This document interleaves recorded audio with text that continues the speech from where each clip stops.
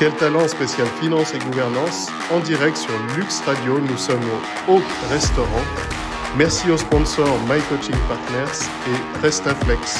Nous sommes en ligne et en direct pendant 30 minutes. Oui, tout à fait. On va aujourd'hui traiter du factoring et du risque crédit, deux choses qui sont très liées. Et justement, il y a une fiduciaire à côté de nous, Samy, qui va aussi nous apporter des précisions et des éléments, on va dire, d'ordre du jour. Alors, peut-être une première question, qu'est-ce que le factoring simplement ?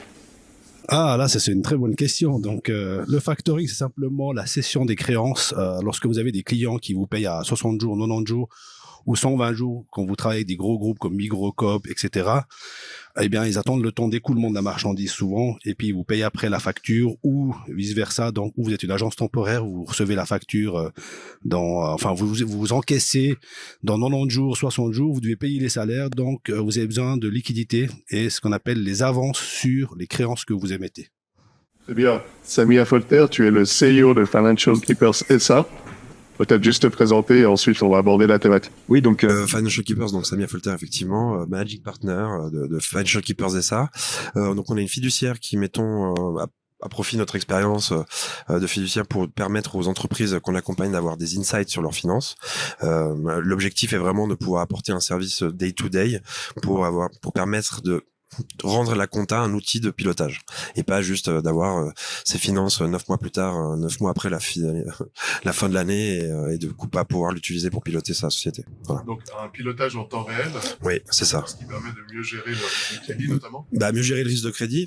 Et surtout anticiper en fait les problématiques qui arrivent futures ou passées et pouvoir effectivement parce qu'on a identifié certaines problématiques où les gens avec le temps en fait ils ont de la peine à anticiper les problématiques qui arrivent alors qu'en fait si on a les finances ça nous permet de mieux voir l'avenir et puis de pouvoir répondre avec des solutions évidemment de financement qui sont du factoring ou de solutions.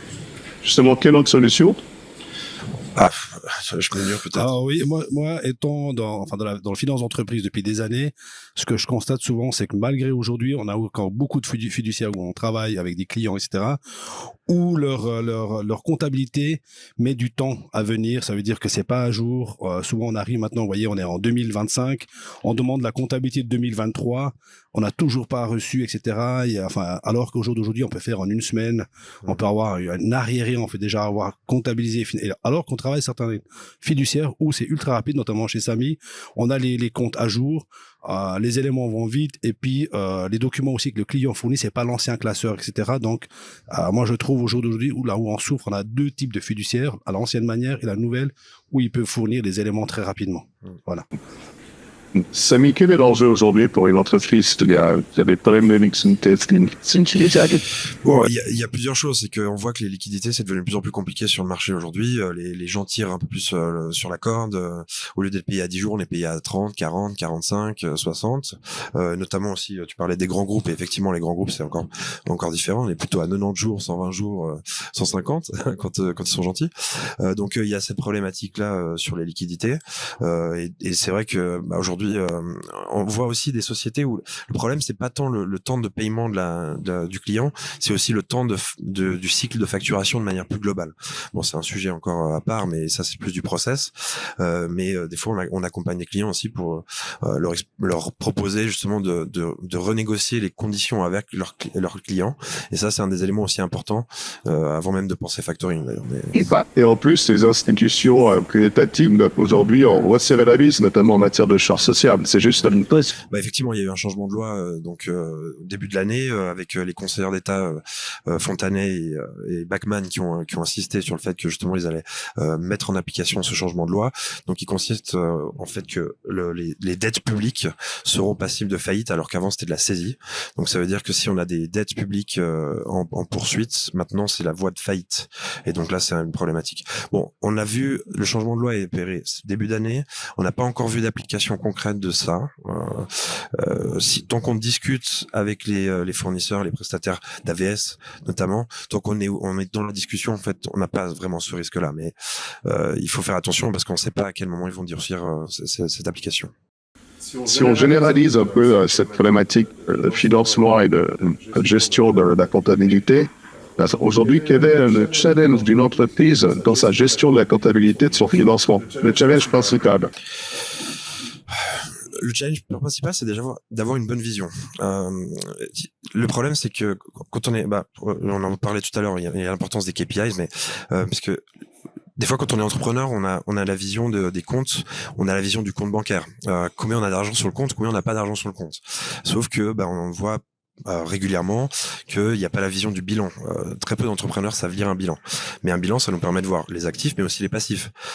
Donc les fameuses surprises de fin d'année avec les factures d'AVS à 50 000 francs, les factures de TVA à 60, alors qu'on pensait qu'on était bien parce qu'on avait 50 000 francs sur le compte. Non, parce que voilà, la TVA va arriver. Donc on a ces problématiques-là. Donc bien définir en amont des KPIs, bien définir aussi avec le client, essayer d'expliquer au client ce que c'est un bilan et pourquoi c'est important de le lire et pas juste le PNL. Voilà.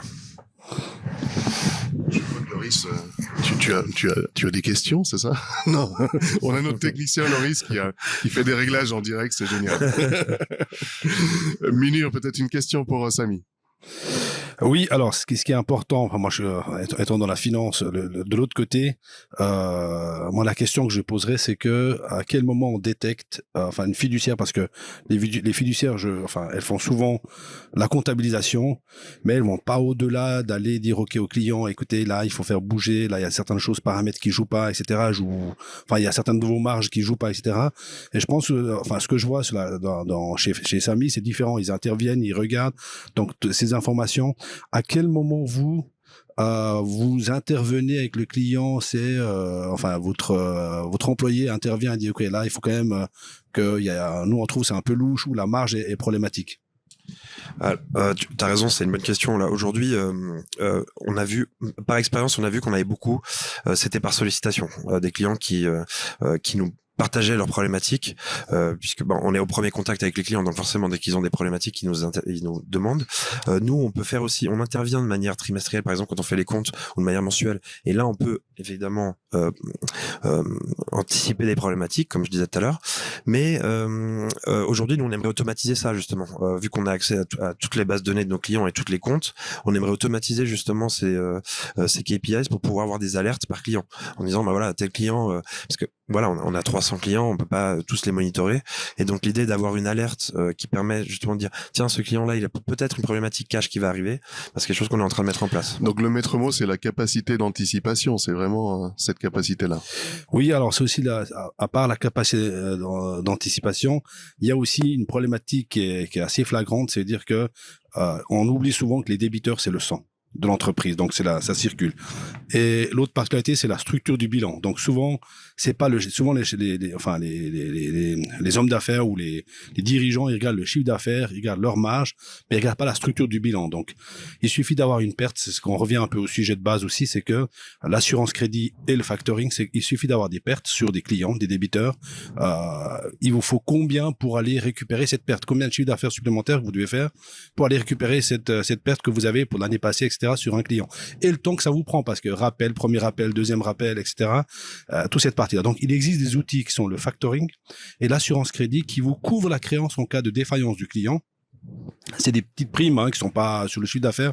Vous pouvez dire c'est à peu près 0,3, 0,4% de chaque facture émise. Environ, mais on prend sur du volume du chiffre d'affaires. Et aussi, ce qui se passe, c'est que le factoring, ce qui fait aussi, c'est un point important, c'est de dire, ils mettent des limites et des plafonds sur chacun de vos clients que vous avez. Vous les émettez dans un système et puis dire, ah ok, celui-là on peut pas vous donner plus que 20, 30, 40, ou celui-là on veut même pas le financer. Ça vous donne des signaux, etc. Et l'autre point qui est super important, c'est que lorsque en Allemagne, aux États-Unis ou dans d'autres pays, en France, 25% des factures ou 30% passent par du factoring, ça fait partie des mœurs. En Suisse, c'est pas le cas encore, ça développe, c'est peut-être 1% encore du marché. Mais pourquoi finalement? Alors, c'est parce que les mœurs sont différents, les gens le considèrent que si je passe par du factor, c'est que j'ai des difficultés. Non, c'est dès le début, si vous faites les rouages correctement du factoring, ça veut dire si vous mettez directement tous ces genres d'outils en place, vous évitez les pertes, et puis certains débiteurs, vous n'avez pas besoin de travailler, ou vous pouvez pas, même si vous le connaissez.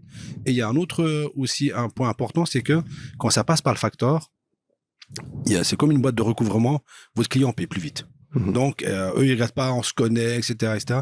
En Suisse, on a l'impression que ça va un peu diminuer la relation, où on aura un souci.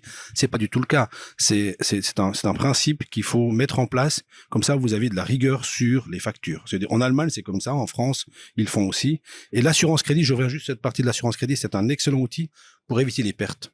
Parce que le facteur va prendre toujours l'assurance avec, va dire ok, je suis quand même couvert, et va attendre que l'assureur crédit dise ok, moi je donne une limite de 100 000 à cette boîte, 300 000 à cette boîte, etc.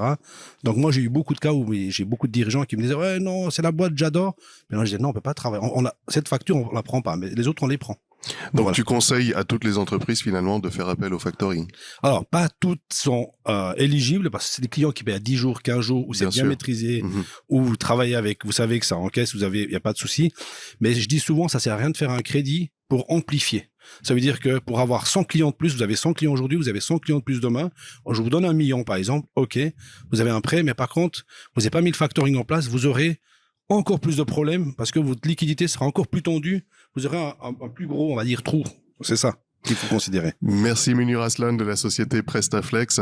Un dernier mot pour Samir Folter de Financial Keepers. Alors effectivement, par rapport au factoring, donc comme tu dis, je rebondis sur ce que tu as dit, il y a plusieurs l'effet qui se coule. Alors souvent on imagine qu'on va perdre la relation client avec le factoring parce qu'on s'occupe plus de la facturation. Mais moi je me suis rendu compte dans mon domaine et même avec mes clients que justement c'était plus sain parce qu'on peut garder une relation avec le client basée sur les prestations, sur une bonne relation et pas sur la partie facturation qui parfois peut créer des troubles dans la relation. Et après, il y a d'autres choses aussi. Il y a comme tu disais, parce qu'on parlait tu demandais si on propose à toutes les sociétés.